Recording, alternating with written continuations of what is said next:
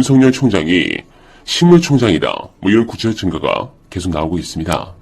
말 그대로 추미애 장관에 대한 검난이 아닌 윤 총장에 대한 검난은 이미 시작이라 할 수 있는데요. 현재 진행되는 수사만 보더라도 그렇습니다.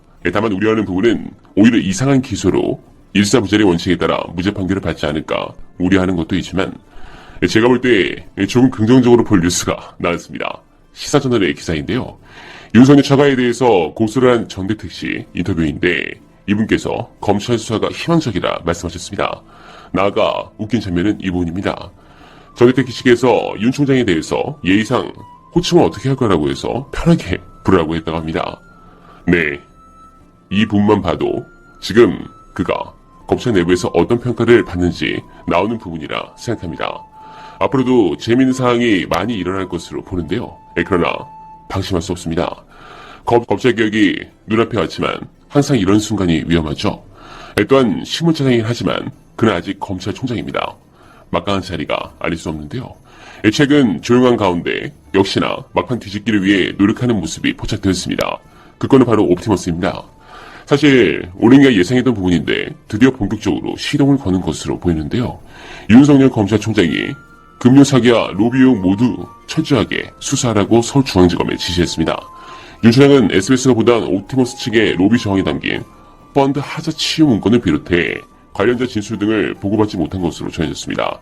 대검 관계자는 관련 내용을 보고받았는지 여부보다는 앞으로 수사가 더 중요하다고 설명했는데요. 서울중앙지검은 어제 펀드 자금의 사용처와 관련된 여러 의혹을 철저하게 수사하겠다고 밝혔습니다.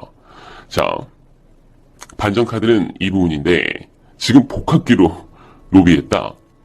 이런 걸로 지금 작업을 합니다. 단독 보도한 기자도 이현영이죠. 아니, 로비를 하려면 박덕흠 정도 규모로 하던가 아니면 조영처럼 23억 정도는 확실하게 이익을 챙겨주던가 하지. 무슨 로비를 2월에서 5월까지 총 76만원 렌탈비 지급으로 합니까? 한 달에 10얼마?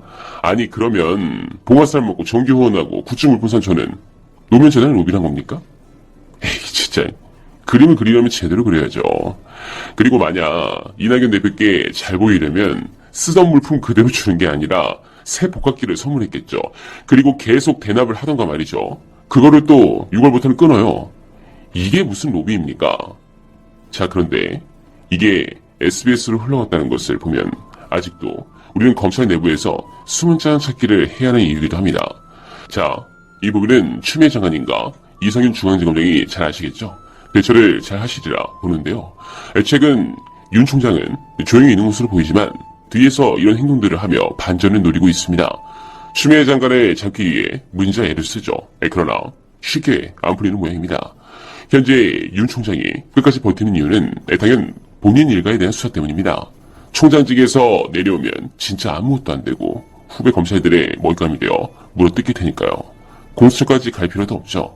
검찰 내부에서는 자신들이 살기 위해서 가혹한 공격을 할 것입니다. 지금 검찰 쪽이 내부부터 심상치 않죠. 그 이유는 자신들이 살아야 하니까요. 윤석열은 자기 사정을 검찰의 통째로 수송통일로 밀어넣고 있는데 다른 검사들은 그게 아니거든요. 어떻게든 자기는 살아야 하는데 자꾸 이렇게 가다가는 다 죽게 생겼으니 문제인 것입니다. 지금 검찰 내부의 상황을 보면 윤석열이 죽어야 검찰이 사는데 윤석열은 죽어도 같이 죽어야 한다고 생각합니다. 검사들은 검찰이 살기 위해 윤석열이 죽어야 한다고 생각합니다. 그렇기 때문에 총장직에서 내려오는 즉시 바로 검사들에게 물어뜯기겠죠. 아마 그 부분도 본인은 알고 있죠. 검찰이 어떤 조직이라는 것을. 이때 깨는 게 무서워 윤석열이 끝까지 버티는 것입니다. 그런 부분에서 이 공수처 출범 이후 수사를 받는 순간까지 자리를 지킬 것으로 보입니다.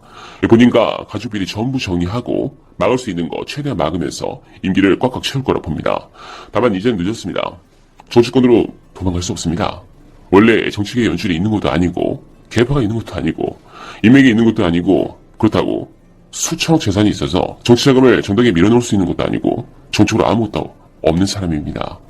최대치로 공천 받아봐야 국회의원이고 수사로 털리는 게 되면 보도 받을 수 없고 남는 게 없는 사람입니다. 본인을 스스로 지키려면 검찰총장 자리를 고수하는 게 최선인 거죠. 결국 이 부분도 대통령의 원칙의 승리가 이루어질 것으로 확실합니다. 제가 흔들림 없이 문재인 대통령을 지지하는 이유는 단 하나입니다. 그분의 원칙 때문입니다. 어떤 상황에서 어떤 결정을 할 때도 항상 국가와 국민이 올바로 나아갈 방향을 찾고 있는 게 느껴집니다. 개인의 명예로움을 위해 대통령이 되신 것도 아니고 MB처럼 사리사욕을 챙기자고 대통령이 되신 분도 아닙니다. 특정 집단이나 개인의 사욕이 아닌 국가와 국민에게 이익이 되는 방향, 이 원칙이 흔들리지 않는 한 절대적인 지지를 계속할 겁니다. 물론 가끔은 어떤 정책이 나라를 불편하게 할 수 있습니다. 그러나 우리의 후손들이 살아갈 이 나라를 위해 제가 조금 불편한 것은 견딜 수 있습니다. 가치 있는 일이고 미래를 위한 일이고 상식적인 일이니 열심히 지지하는 것입니다. 그 부분이 여러분들과 통하게 된 것에 너무 행복합니다. 네, 끝으로 우리 대통령의 최대 업적은 당연 시스템 정치라고 생각합니다.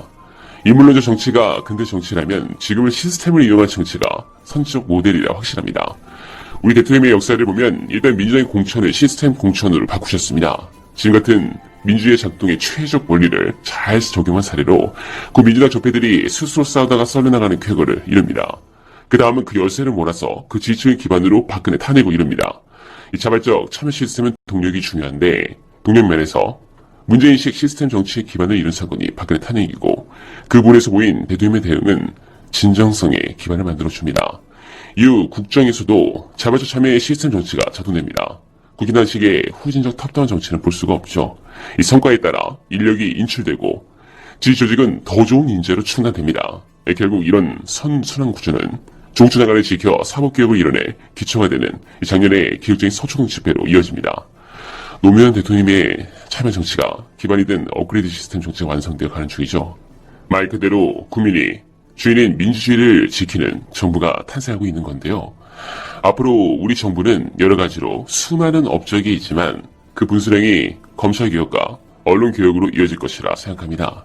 다만 적폐들은 만만하지 않습니다. 풀파워로 정하는 지금 그들의 이기심을 쉽게 치울 수 없도록 시스템을 구축하고 정의롭고 양심 있게 사는 것이 훨씬 쉽고 행복한 사회를 만들어야 합니다. 그러기 위해선 검찰개혁과 언론개혁만으로 끝나지 않을 겁니다. 우리 개인이 타협하지 않고 자신이 믿는 정의를 위해 실천해야 합니다. 그러기 위해서 같이 힘을 모으고 저들의 마지막 저항을 꼭